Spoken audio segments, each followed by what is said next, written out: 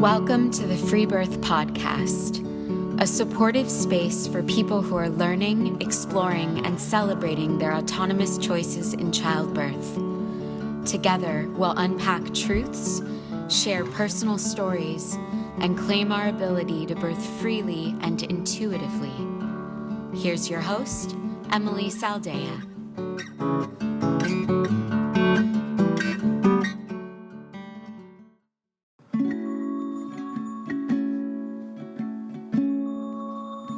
There are many ways to interact with Free Birth Society. These include our incredible offering, The Complete Guide to Free Birth, which is the most comprehensive online course available on how to give birth in your power. We also have a beautiful free birth meditation program called the Sovereign Birth Meditation Series, designed to help you release your fears and actualize your dream birth. Our latest course is called Through the Veil, a profoundly personal, radical pregnancy companion program by Yolanda Norris Clark that offers the opportunity to travel with Yolanda as she moves through the last trimester of her most recent pregnancy and invites you into her birth room to witness the birth of her 8th child. And if you're looking for a deeper connection and the opportunity for sisterhood in community with radical, like-minded women, the Free Birth Society private membership is for you, and you can apply on our website to become a member. We also offer personalized one-on-one transformational coaching with a focus on learning the tools to move out of victim consciousness and towards self-responsibility. Skills that translate to freedom, not only in the context of birth and mothering, but in every area of life. And finally, we are offering all of you, our amazing listeners, the free gift of Yolanda's 20-minute birth affirmations audio recording, a gorgeous, soothing meditation that every pregnant mother should have. So just head on over to our website at freebirthsociety.com, sign up, and Yolanda's affirmations will be sent directly to your inbox.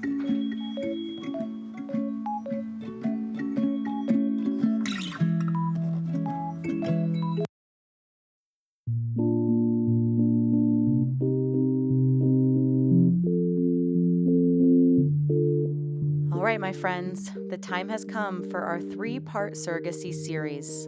I have been wanting to unpack surrogacy on this show for a while now and offer my listeners a walkthrough as to why it is inherently anti-feminist and anti-motherbaby. So for the next 3 weeks, we will be doing a deep dive, looking at it from every angle, with experts on commercial surrogacy in part 1 and 3 of this series, and a personal story with our guest next week, Briana, who will be sharing her story of deep pain and regret having signed up to be a surrogate mother.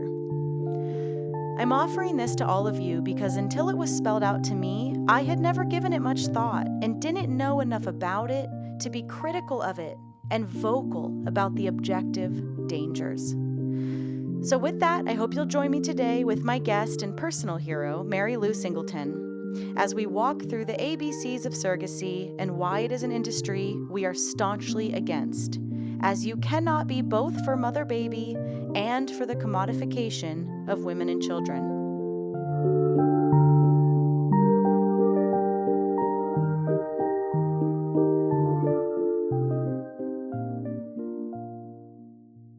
Let's just start today with just almost just like a definition. You know, what is surrogacy and what does it look like globally? Because I think, and I'll just say at the top of this, I think that's one of the biggest kind of cognitive dissonances that happens in the Western world is we don't really understand what surrogacy is like on a global spectrum.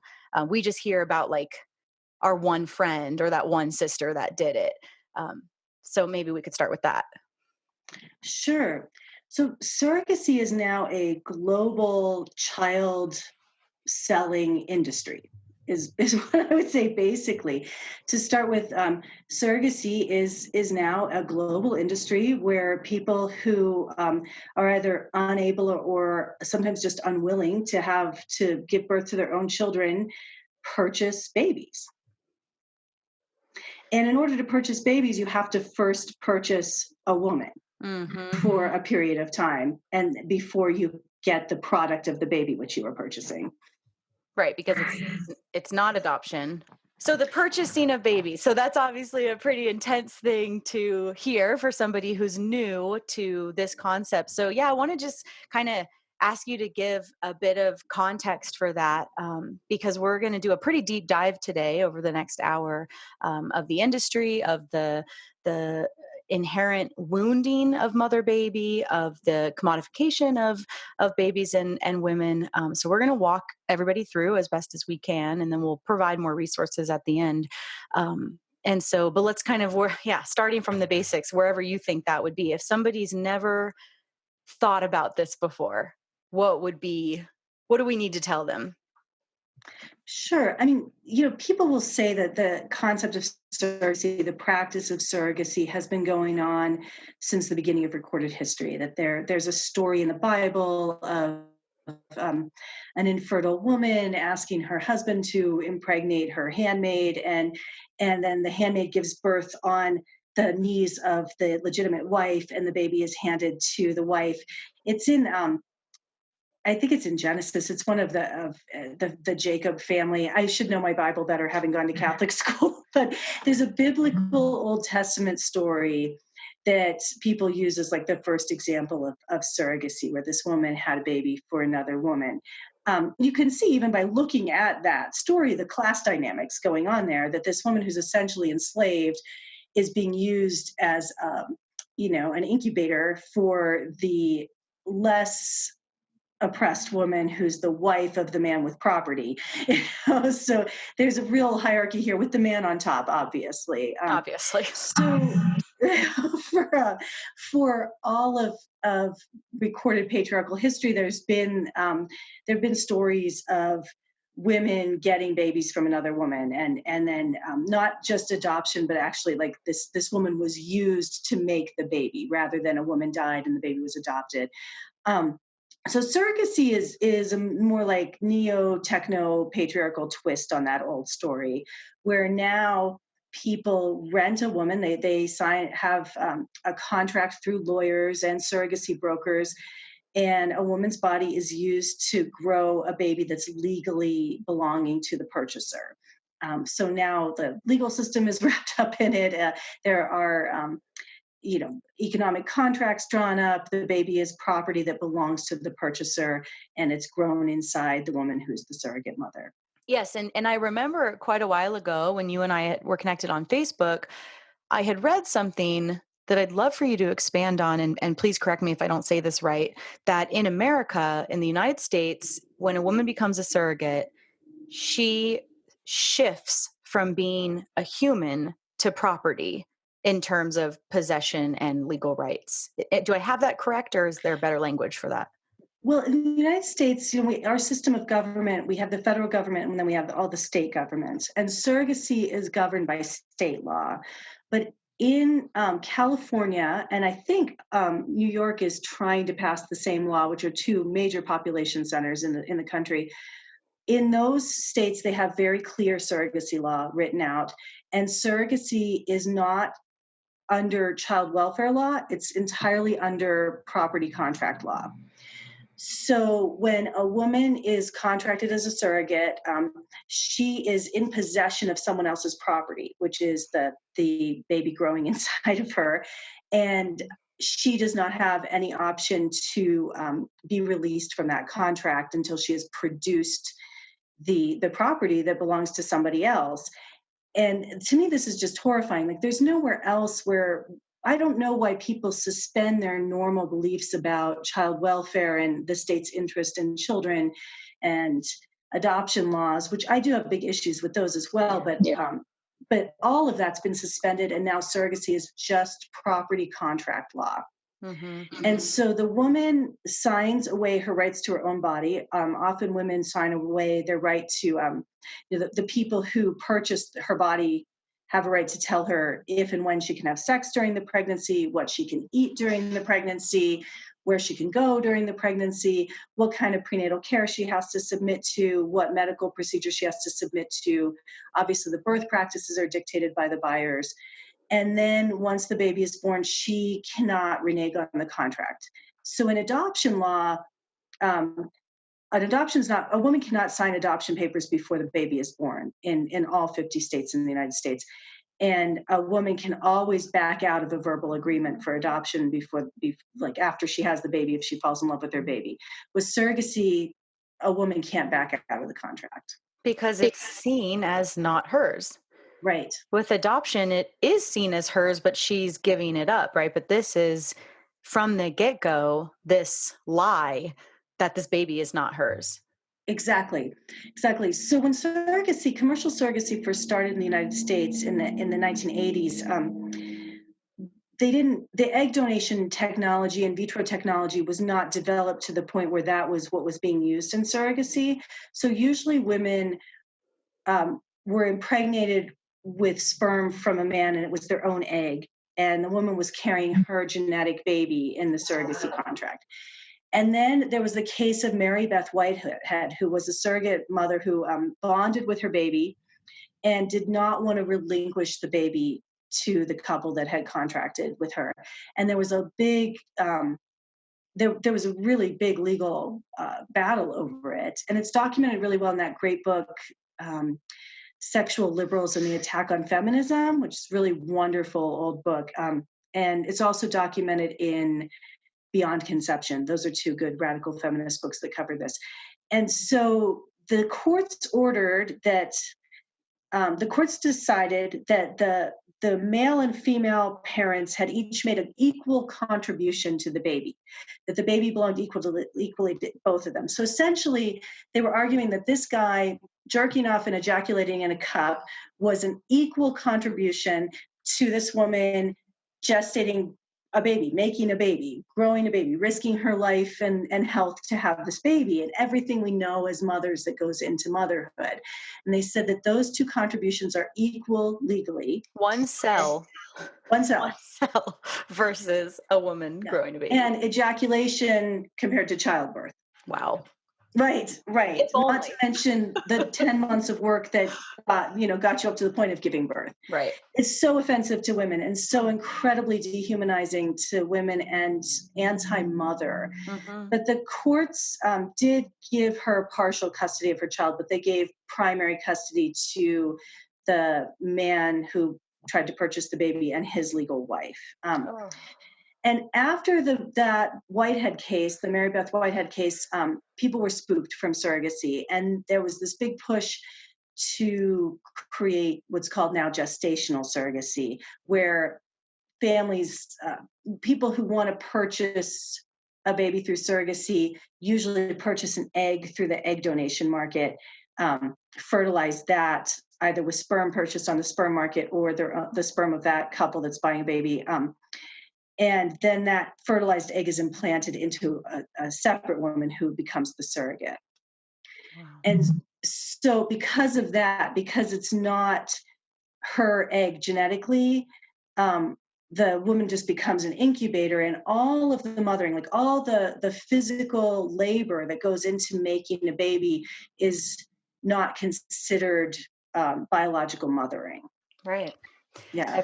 Everything she eats, everything she drinks, the people she's around, her hormones, if she is out in nature, if she has a inside job, if she gets in fights all the time and is high stress.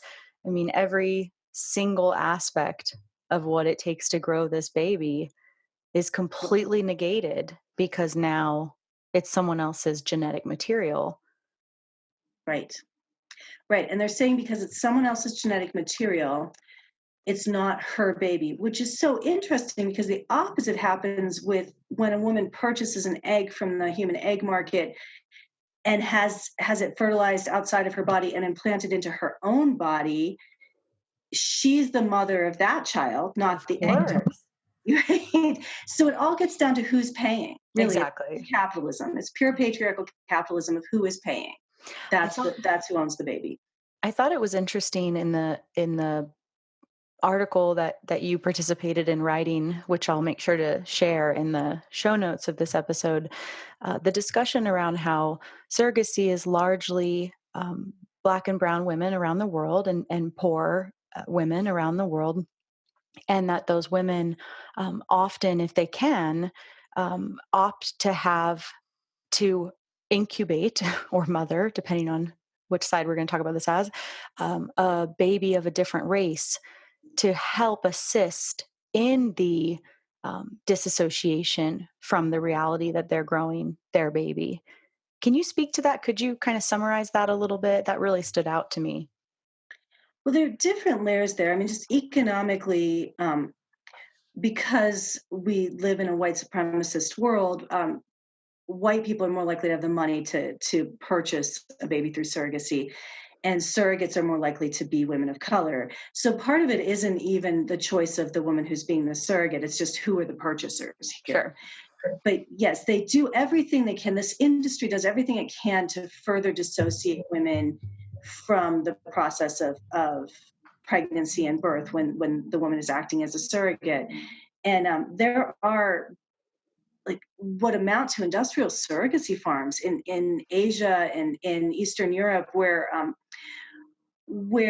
in Asia, especially, where brown women, like women of color, are being used as incubators for white babies. And this is just so horrific. And the fact that anyone with any kind of decent political analysis could support this just blows my mind. These women are being used as incubators for, especially thinking of that, of like these families are buying eggs from um, off the egg market. Those are usually from working class, high IQ, accomplished white women. That's who's preyed upon in the egg market. Are women who are raised working class, who don't have family capital to inherit, but who they're white and they have high IQs and they're accomplished in sports or academics, or usually both, and they're tall and good looking, usually, but especially smart. That's what they want, is white and smart on the egg market. So they purchase these eggs with white genetic material, and then they implant them in the bodies of brown women to make white babies. Oh, that is so disgusting. So, what about in Canada? It's the only country I know of, maybe there's others, where it's illegal to accept money for it. What kind of do you say to that? Because there's still an exchange. There's always an exchange, right? Why Right. else would somebody do anything? And so, what do you kind of think about that when it's not money specific? Well, that gets called altruistic surrogacy versus commercial surrogacy. But I have never seen a case of altruistic surrogacy where the woman choosing to be the surrogate wasn't getting something economically out of the arrangement, unless it's within families, Mm-hmm. where sometimes a sister will agree to be a surrogate. But even then, the purchaser of the baby is paying the legal fees. The lawyers are making a ton of money in those cases. So Oh. someone's always making money. Lawyers are always making money, whether it's adoption or surrogacy. Um, Well, and so money's still, sorry, I'm ignorant about this. So money's still very much involved in let's say, in a Canadian exchange of a baby or purchase of a baby, even if the surrogate mother is not receiving dollars. Right. Money is involved. The lawyers are getting money for sure. Um, and then usually the woman's living expenses are covered during the course of the pregnancy and for some amount of time after the pregnancy. Her medical expenses are covered. And often within that, she's often getting more than what her baseline income would have been. So there is an economic incentive for most Mm-hmm. cases where altruistic surrogacy is happening. Okay, interesting. Yeah, I think that was kind of one of the opening lines when Yolanda started to teach me about this a couple years ago was, to understand the the classist setup of this, and that if she said something like, do you see rich white women being surrogates? And it's like, oh shit, you really don't. Okay. And that was kind of the first, and that's, I guess, where I want to go to next is, that it's obviously in this society billed as the most selfless, loving thing a woman can do, a breeder can do, is give the gift of family, give the gift of parenthood to someone who either is believed to be unable or uninterested. So, what kind of do you have to say about that? Well, I think that female socialization and patriarchy is just interminable lessons in self-effacement and selflessness. Right. And I think that it's easy to prey on women for that. And we're taught that our worth is comes from our ability to be selfless, right? Like that's how a woman is worthy, is how giving she is, how selfless she's willing to be. And I think we can't examine surrogacy without looking at female socialization to start with. Um, and then I do think that in liberal circles, especially, women get a lot of social capital from being a surrogate for gay men. We've Hmm. seen that quite a bit. That there's this elevation socially, and all of these props and like just all of this social congratulation energy that happens when a woman is willing to be selfless for gay men, when women are a surrogate for gay men, which says a lot about, again, the pecking order in our society and who's most important. And even, being a gay male doesn't mean you aren't in a higher place in the hierarchy of male supremacy over women. Gay men absolutely are above women in the For hierarchy. sure. Yeah. Yes, absolutely. They're And men. women are still serving them. Women are still, it's like, oh, I'm going to be selfless to these men. Hmm. And the entitlement of parenthood is so interesting. This concept of deserve and entitlement, um, which is totally misplaced and a very sensitive subject, right? Because infertility is very painful, and I'm not trying to at all take away, and I don't know what that's like.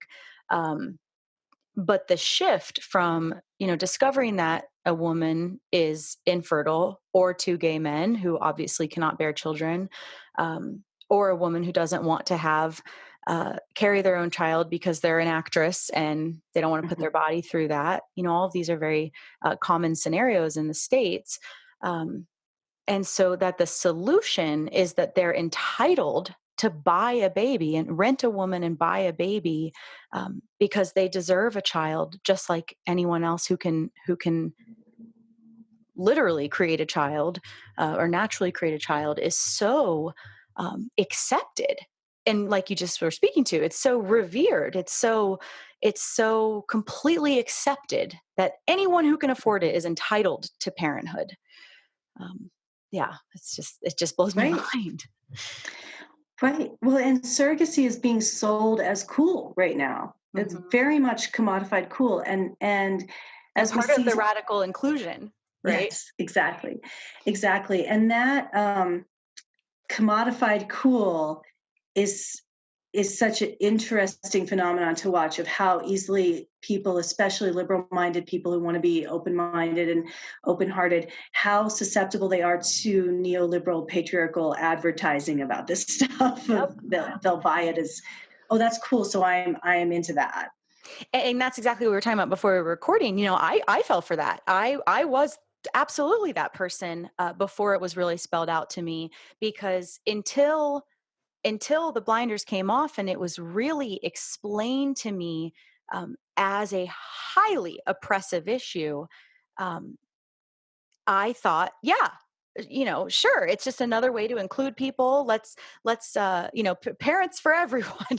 I hadn't ever given the criticism to it that it deserves, until I did, right? And then thankfully, once it was spelled out to me, there's no going back. And I guess that's what's on my mind right now, is how many birth workers and women who believe they are pro-choice, and doulas and midwives, and women who really believe that they're for women, are completely behind surrogacy.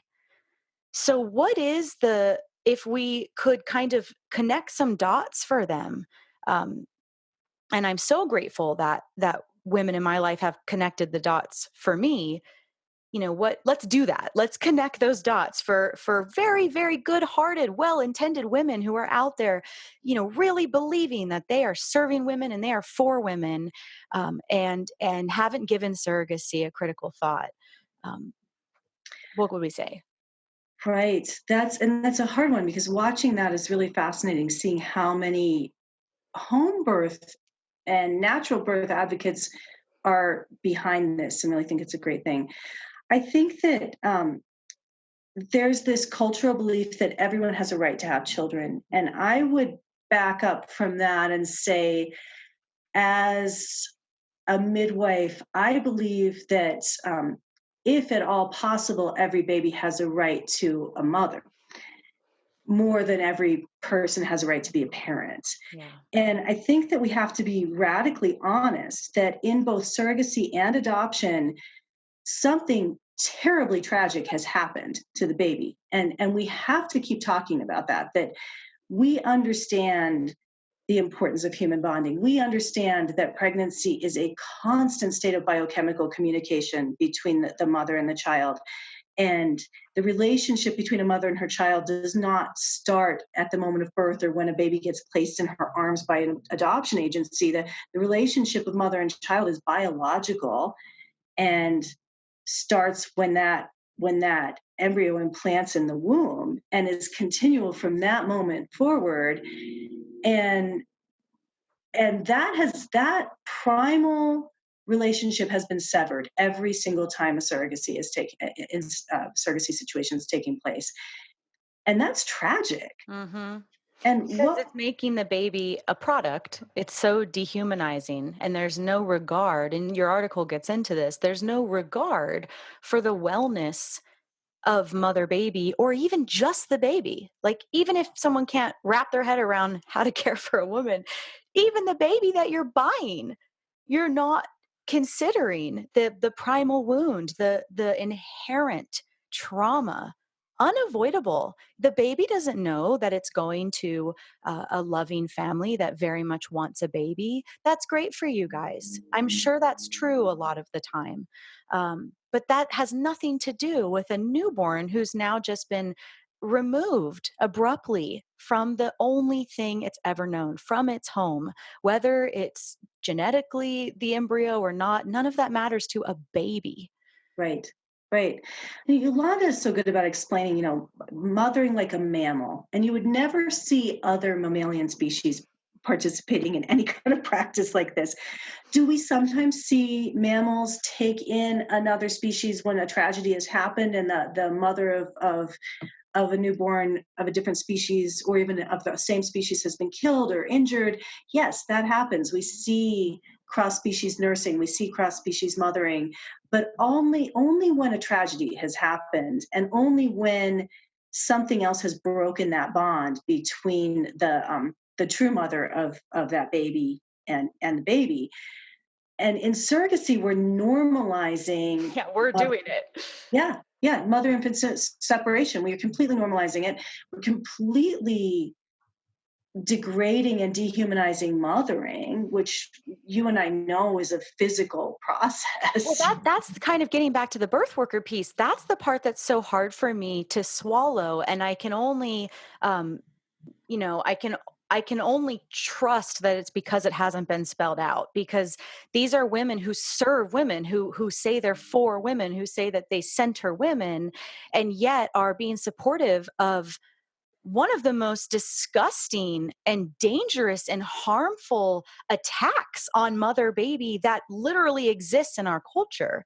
So those can't happen at the same time, right? We have to wake up as birth workers. I mean, as women too, and as a whole culture and community and world. But specifically, I know a lot of birth workers listen to this podcast, and um, and I'm really speaking to you right now. I think it's just something that we really need to sit with. And I think, you touched on it earlier around this complicated path of how do we, quote unquote, support everyone and practice radical inclusion and still center women. And we actually don't. We can't do both if we're talking about patriarchal systems that are meant to sabotage mother baby. You don't support and radically include, those practices. And I think it's very significant to say at this point, I should have said it at the top of the show. Um, I don't know how you feel, but I do not blame surrogates. Um, I have no judgment really in my heart towards a surrogate woman, mother, because our society has preyed on them. They have set us up to believe, like we spoke to earlier, that the highest validation, the way we can be held and revered, the highest in the society, is to give away our baby. Really. And whether you're accepting money for it or not, and so you benefit socially, undeniably. Surrogates benefit and they're lifted, and I've read articles about, you probably know way more about this than I do, but that there's a very high rate of regret and depression with postpartum, with women who have sold their babies, but there's no space for them to talk about it, right? Because they've just spent a year being revered. Oh my God. And how many women say, oh my God, I could never do that. You're so amazing. Like, there's so much in that sentence alone. Well, yeah, why couldn't you do it? That's actually the piece we need to stay very connected to. And so anyway, that rambling was to say, if you were a surrogate, or if you're considering it or whatever, our conversation today is not at all to attack you or target you. To me, it's actually much more about talking about the people who are asking you to be an incubator. Those are the people I have an issue with. Those are the people that I think we really need to highlight and kind of come after on this subject. Does that make sense? No, absolutely. And I think about it frequently of what would a Nordic model of surrogacy look like? And I can't really get to there. For those who are unfamiliar with it, the Nordic model is a model of addressing prostitution that started in the Scandinavian countries, now is happening more and more around the world, where um, the state and the system recognizes that impoverished people are sometimes placed in a position where they have nothing to sell but their body, but it simultaneously recognizes that it's always exploitive to buy another person's body. And so the Nordic model decriminalizes selling sex, but criminalizes purchasing sex. Right. Sometimes I think of that, like, put it in the hands of women. I often, when I'm talking to people who are really gung ho about surrogacy and very supportive of surrogacy, I often ask them how they feel about a woman purchasing sperm from a sperm bank. So there's no question of like father's rights legally, and inseminating herself and then selling the baby on Craigslist. Are Right. they? People would be appalled, right? They're all appalled by it. They're completely appalled by it. But why? How is that different? How is that any different? And that's horrific. Or if a woman just selling her newborn, which is actually happening more and more around the world as trafficking is increasing and people are in desperate situations, and families sell girls all the time, all over the world. Yeah. Why is this different? And people say, oh, it's because there's a legal contract. It's And protected within the system. There's some sort of loyalty that if it's contained in the system, then somebody has decided that it's okay, and therefore it is. right. There's a legal contract that happens before conception. I'm like, oh, what does that remind me of? Oh, well, that reminds me of the old patriarchal marriage game, right? I mean, it's sort of like which babies are legitimate and which are illegitimate. And if a woman takes things into her own hands and creates a baby outside of legal contracts and patriarchal authority figures, that's illegitimate surrogacy. That's not surrogacy. That's wrong. But if she meets with the men in suits and signs the papers before anything is implanted in her body, oh, that's beautiful. That's an act of love. That's something she can get paid for, and everybody celebrates it. Right. And that's the line I think, I really hope everyone walks away with, that this is the commodification of our bodies and our babies. It literally is that. It is buying our bodies, renting our bodies, and selling our babies. And so right there, like women are not free until this stops. Women are not free until a lot of things stops, but this is one of those things. And we really need to remember that when we're holding the truth of female oppression around the world. And again, going back to what we said at the beginning, remembering that the vast majority of women who are being bought as incubators around the world are usually poor and Black and brown. Right. That is very, very relevant to this conversation. And then I'd love for you also to give a little recap of in the article about preying on military wives and that whole piece in the States. Right. Isn't that is so interesting, Yeah. that piece of it. Because I sent it to a bunch of my military wives friends and was like, you guys have to read this. Right. Well, military culture is obviously, in my opinion, a very exploitive culture of working class people to begin with, where anyone who signs a contract to give the military ownership of their body, which is essentially what it is to become a soldier, is already in a very compromised situation. And my critiques of the U.S. military are of the ruling class people at the top, definitely not people who are enlisted into the military because that's the only way they can go to college, or it's the only job.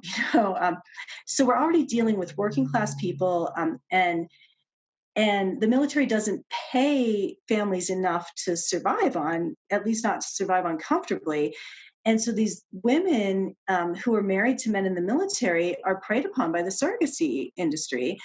And they're often women who already have one or two children, who they have to have a good track record as a breeder, which should be concerning to everybody looking into this.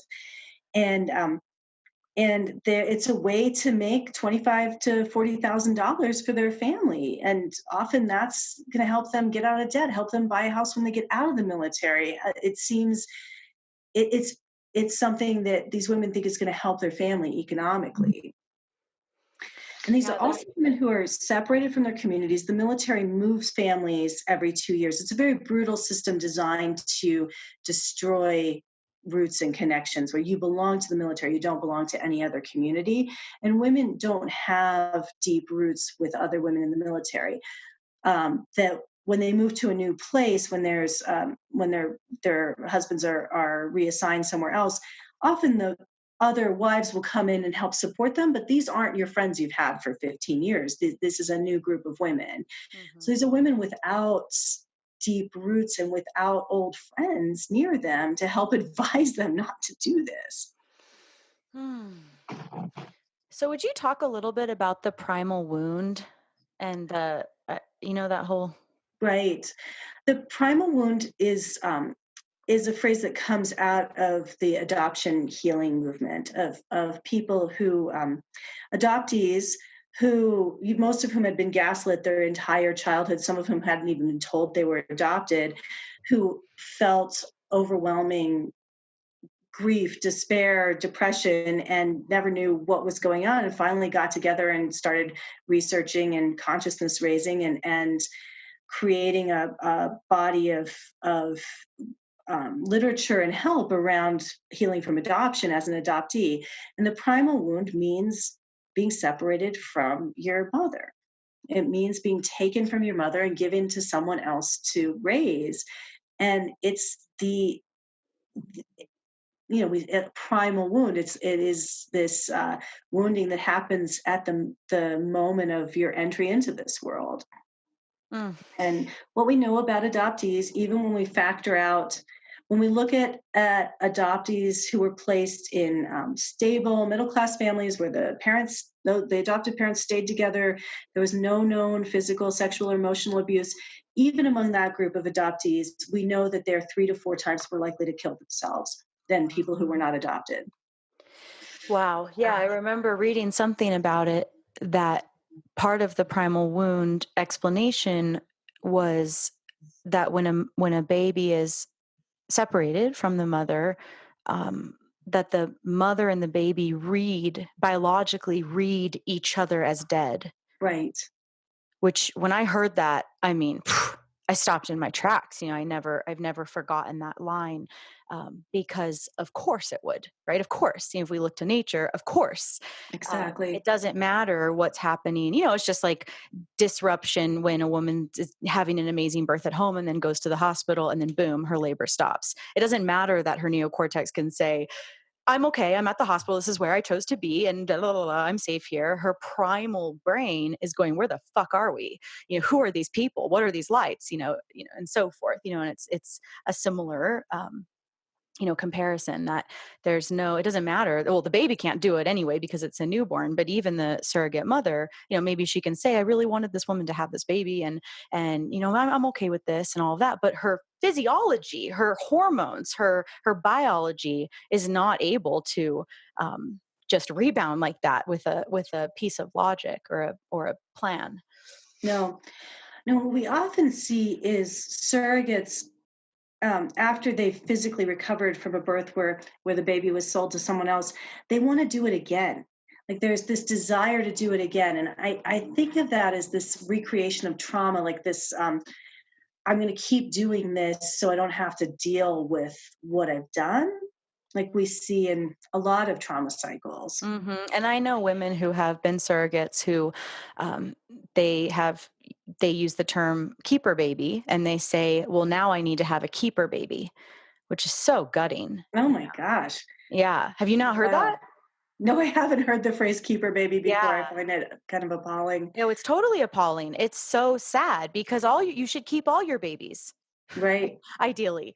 Yeah, in my when we had the big Facebook group, there were quite a few surrogates in the group, none of whom would ever be able to free birth, which I don't think they understood.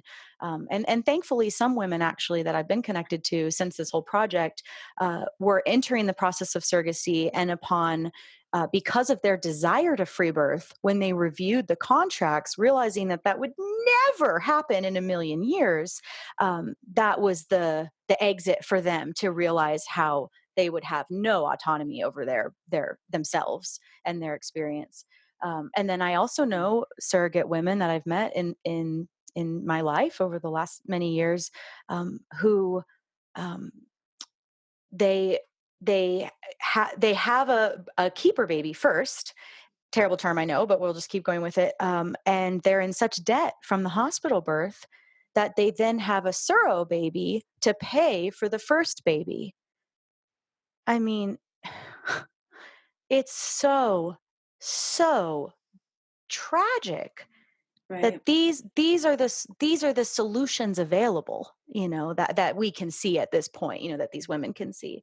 Um, So many women in the world have nothing to sell but their bodies. oh, And we're just in a late stage capitalism is a horrible situation to be in. I think with surrogacy, like so much going on in the West with neoliberal capitalism, this selling it as this empowering choice, this beautiful thing, is that's where that's the hardest part to tease apart is people are actually believing that and buying that. Like they can look at a surrogacy factory in India and see the horror there, but it's like, oh, if the woman's freely choosing exactly. to sell her body, then it's this beautiful thing. It's like, no, as we've already discussed, no one freely chooses that. Rich women with options don't do this. Right. They don't do it. And it's really fascinating. So Well, there's so and many. people always bring it to, same with sex work. People always bring it to, oh, well, I know one white woman of privilege who chooses sex work. Okay, you know one. Okay. Right. We don't even need to get into why she's choosing it, whatever, but it gets painted. There are so few people in the white privileged spaces who are sex workers or surrogates, compared to the entire global population of surrogates and sex workers, that, I constantly see people, to your point about it being the empowered choice, bringing up these like one or two people that they've ever heard of as the example of why it's empowerment, and not having even a real ounce of the grasp of the scope of what is happening globally. Not even to get into the incentives that would cause a privileged white woman to do sex work or surrogacy. That's kind of irrelevant, really. Yeah, I heard Sherry Smiley talk a few years ago. She is an indigenous activist who works fighting the sex trade and prostitution, especially as the way it priced upon indigenous women.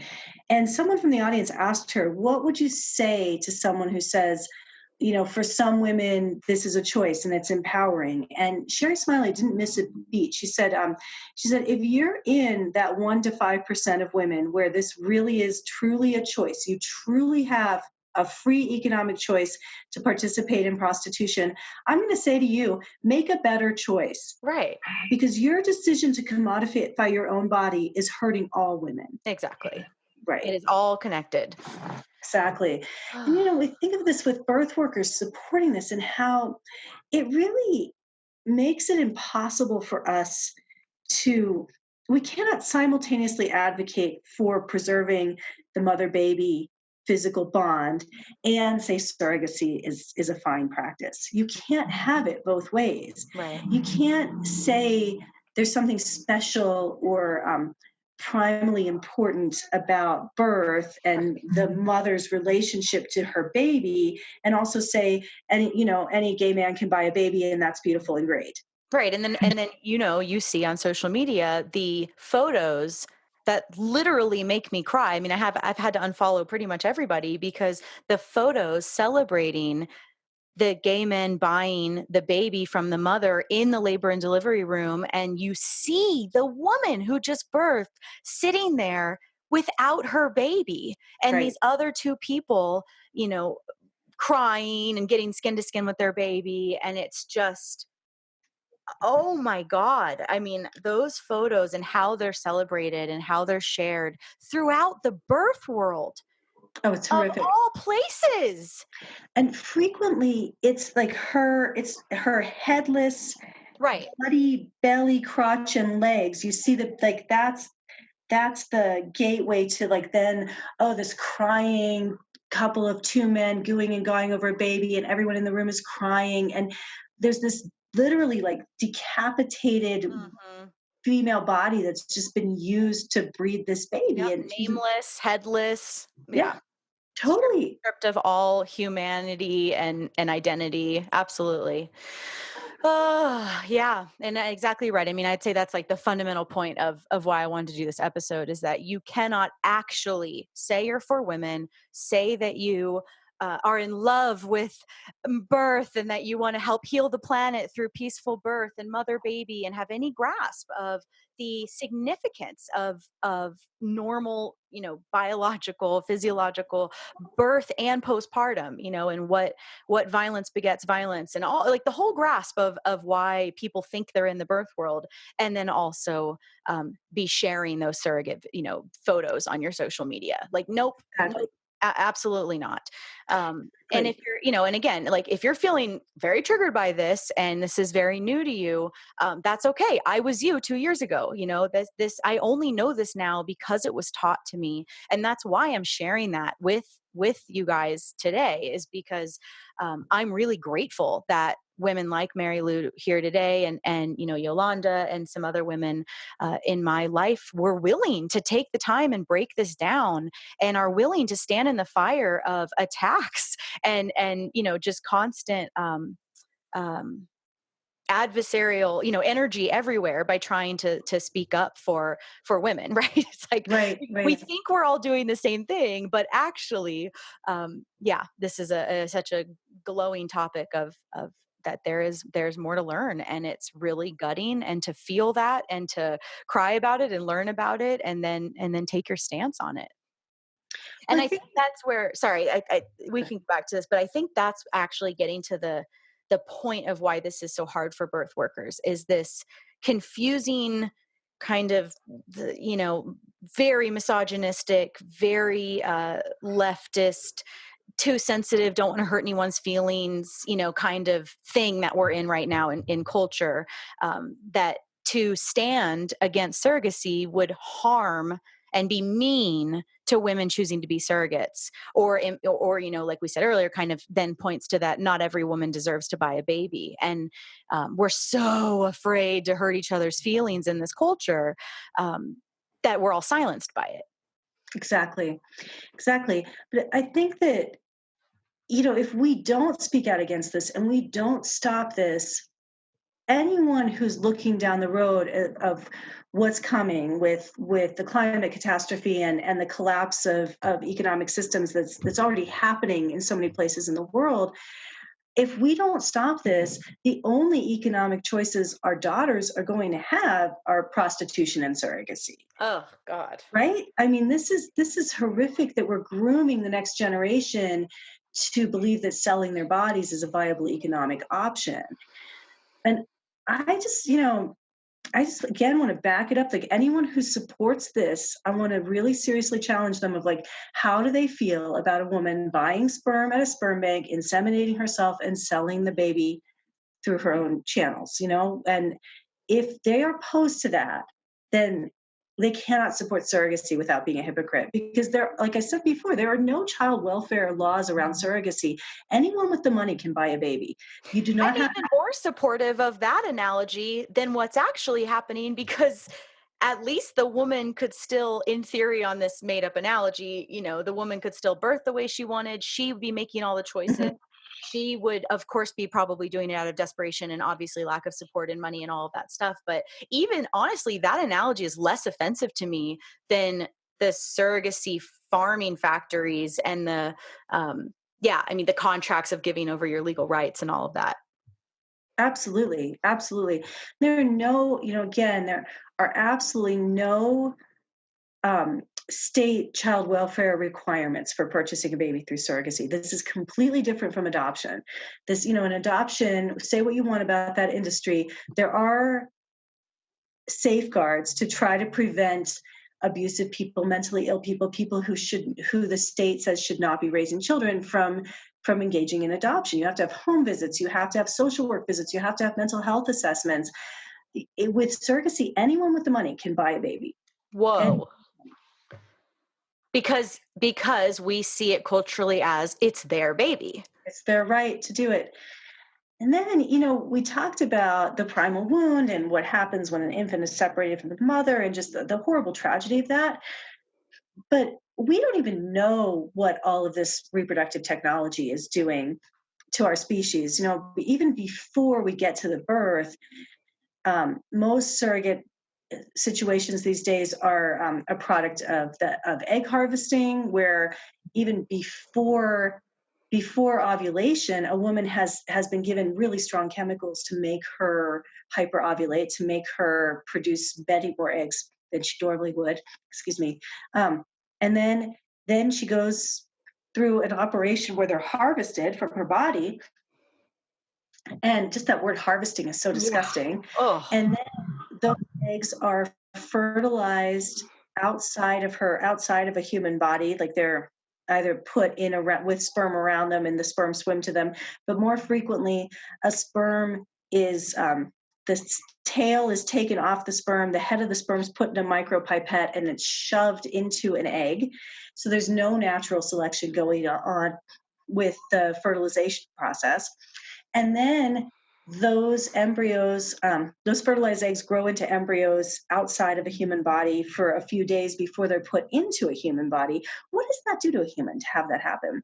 Not to mention, sometimes it's not just a few days, sometimes they're frozen for years. Oh my gosh.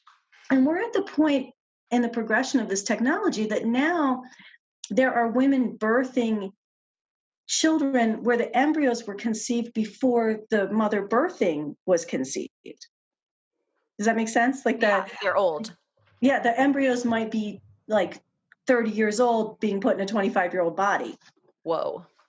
Right. Whoa. Did you watch Handmaid's Tale?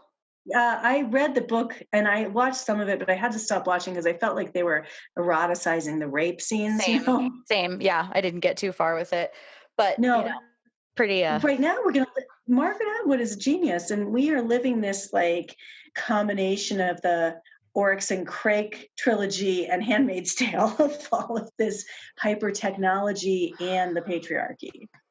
Oh my gosh, that's so gutting. Okay, so anything else about?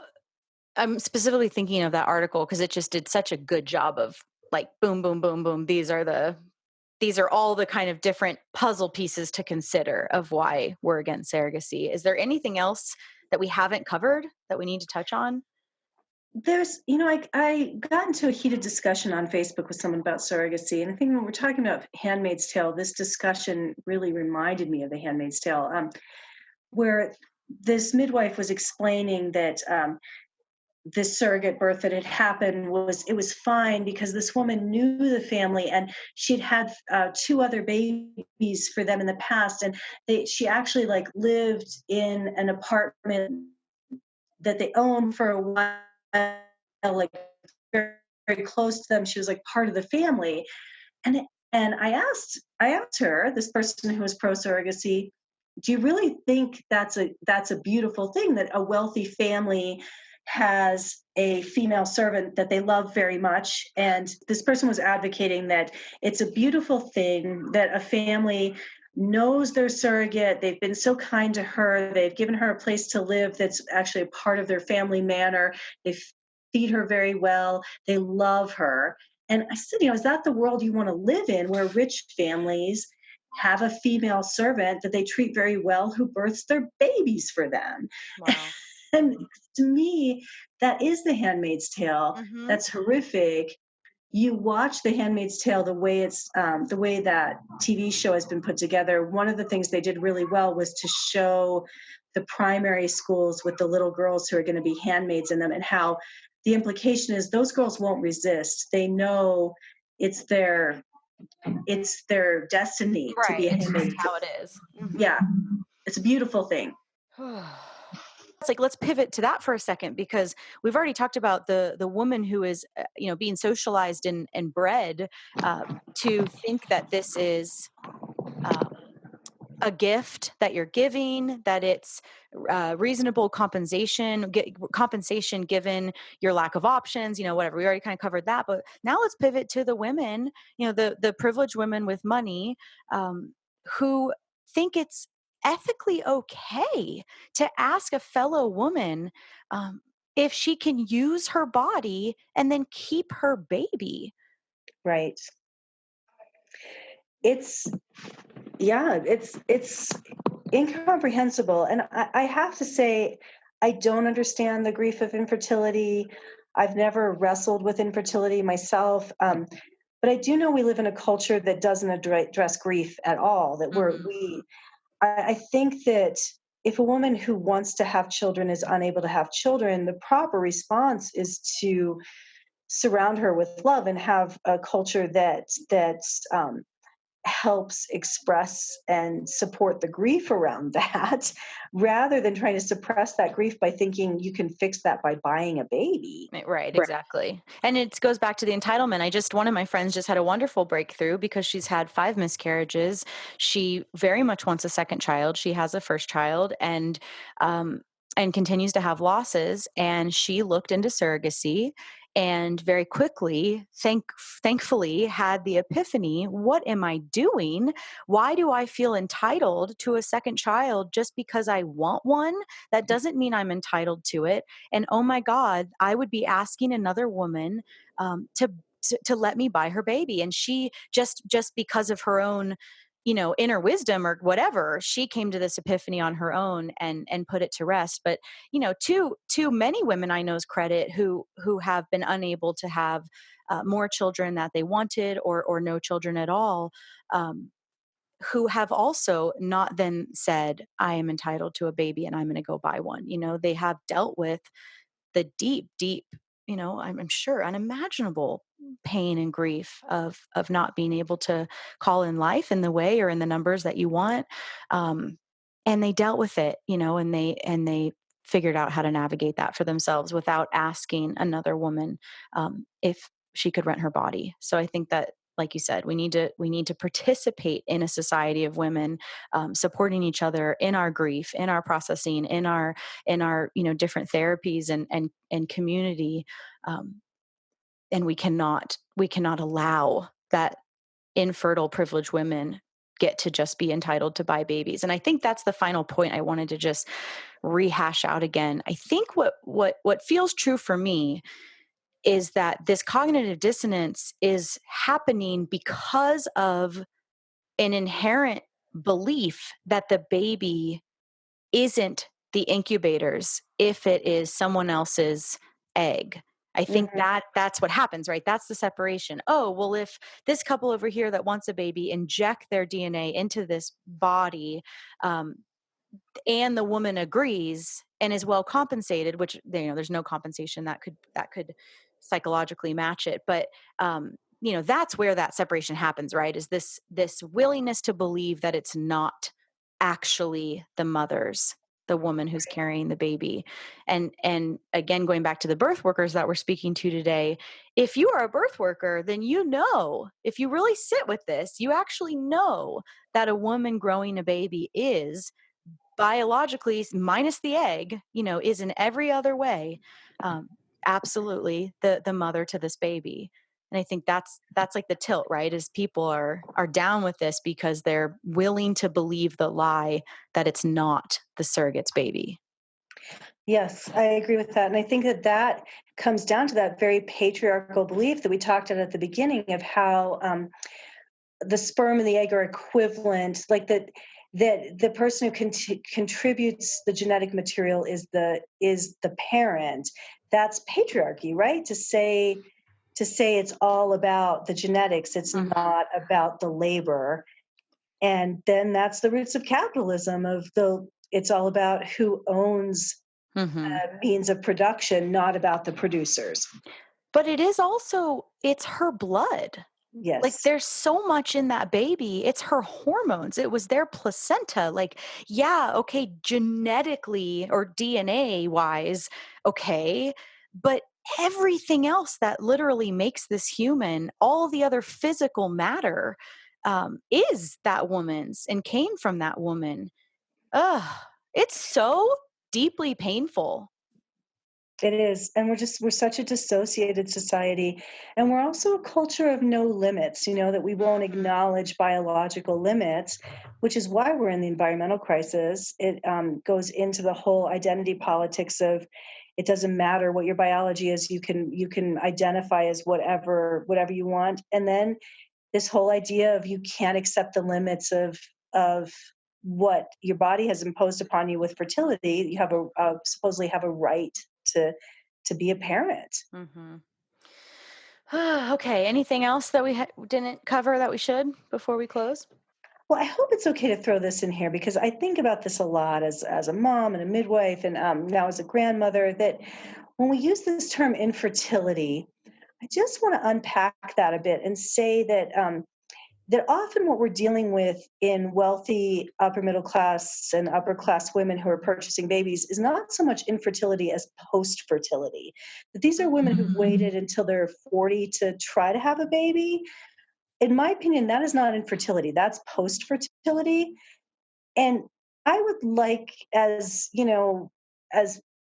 ecologically minded people and biologically minded people, to start opening that conversation too of really getting away from this classist idea that it's somehow like low class to have your babies when you're fertile. Women are unquestionably best suited to have babies in their 20s and early 30s, and that's the best time to start having babies if you want to have babies. And if you've waited till you're 45, you're not infertile, you're post fertility. That's such a good point. Yeah. Wow. Yep. That's a really good point. It's such a language, right? Language matters so much. So much. Yes. Thank you for bringing that up. And that's a great note to close on. And like I said, I will include the article you participated in helping create in the show notes. And, if there is anything else you think of that I should include when we release this episode, yeah. And I'm very open to hearing everyone's feedback. And wondering what this brings up for everybody. And I just want to reiterate, this really deeply, truly, genuinely is not meant to shame women who have been surrogates or maybe are right now. We have to be able to separate ideology from the people involved in it. We have to be able to talk about systems that oppress us. And that is not blaming the women who are part of those systems or who are the victims of those systems. Yeah. Anything else? And I think that's all great. As always, it's wonderful to talk to you, Emily. Thanks for doing this episode in particular. Yeah, thank you. It was time.